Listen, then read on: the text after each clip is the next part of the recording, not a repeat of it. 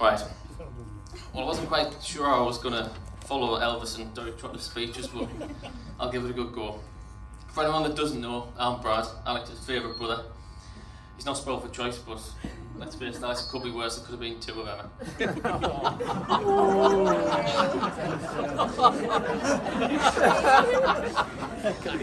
It's great to see so many new and familiar faces here today. People travelling from far and wide.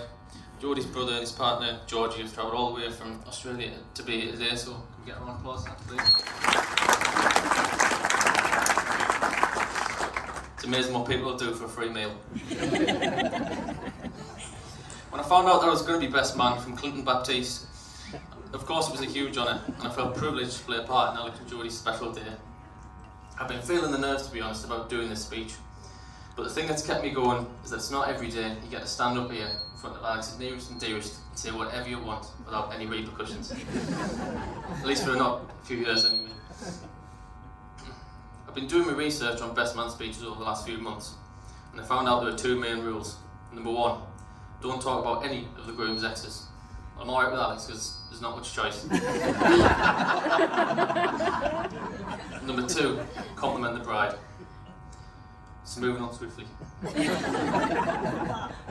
Everyone knows the first step following a proposal is the real main event, the stag do. A 26-man squad of County Durham's finest, and Joel, took to Benidorm, led by Magnet and Steele, aka Stephen and Judd. A duo that would disappear at random points of the day and go for a nice stroll along the beach, followed by a romantic meal for two out the way. All of us riff-raff. I was starting to get quite concerned when they started going on these little trips. There was a real bromance developing between the two of them. The trip consisted of afternoon tea and wine tasting, as well as taking in some of the fine culture that the Spanish equivalent of Blackpool has to offer. Benidorm was an ideal stag do location, a guaranteed laugh with your mates and cheap bills, although there was one four-figure bill that was written off as a business expense. Isn't that right? Paul.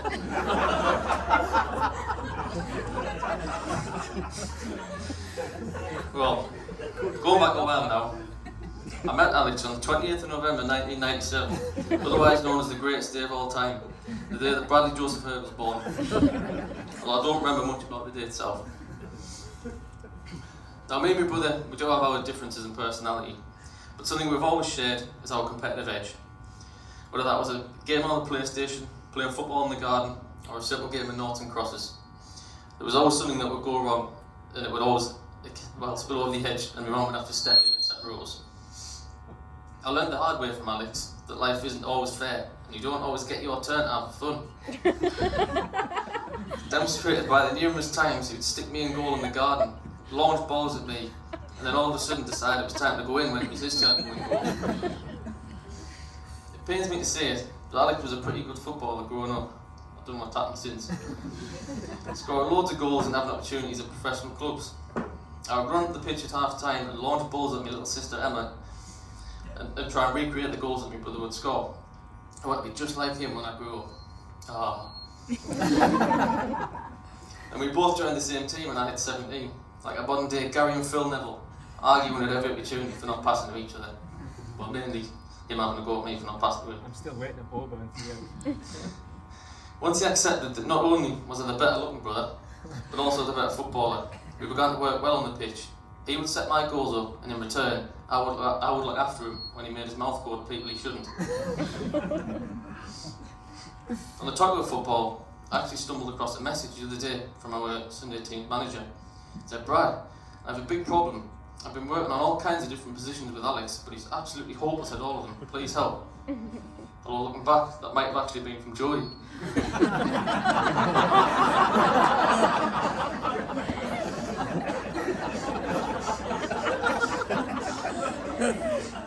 Oh, Alex likes to paint himself out to be Mr. Perfect.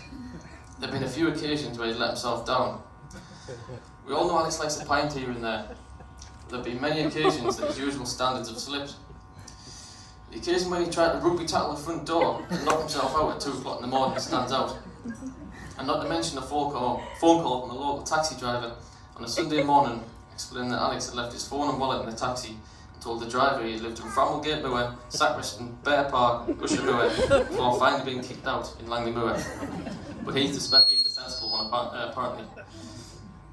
Academically, Alex set the bar pretty high. He's a smart guy, and he always did well at all levels of education. He had a clear path on what he wanted to take, and despite senior teachers trying to alter that, he stuck to his guns and made his own way. Although he can be a stubborn soul at times, am I right, Julie? I will always respect and try to replicate your strength of character and apply the same drive and determination in my life to get where I want to be. You're a perfect role model, and I want you to know that despite being an entire foot taller than you, I'll always be proud to call my people there. Man made us say that. Benidorm was the perfect end to your, well, at that point it was an enjoyable life. I don't know how it's going to go now. But it was something that we'd always wanted to do, go up Benidorm for your stag do behind Las Vegas. And everyone enjoyed it. I wouldn't change it for a world. Hashtag Benidorm before family. Alright, that's enough of the soppy stuff. Now let's talk about Jodie. I can remember when I first met Jodie. She was a few years older than me in school, but living where we did, we actually shared the same bus to school. Jodie took an instant dislike to me. Maybe something to do with the fact that me and my friends would stand and throw sticks at her at the bus stop, and allegedly, take part in the art of spitballing to keep ourselves entertained on the way to school. Little did she know, she was actually taking part in a series of tests that would prove to me that she had the strength of character to put up with my older brother further down the line. So really, you owe me a thank you. And you, Alex. Jodie, you're a beautiful bride, both inside and out. She's hard-working, kind, caring, and everything I want my brother to have in a wife. Her only flaws are her ability to cook, sing, and clearly her taste in men. Angela and Judd, you have raised an intelligent, funny, and stunning human being who I feel privileged to have met. So can we get a round of applause for Sean, please?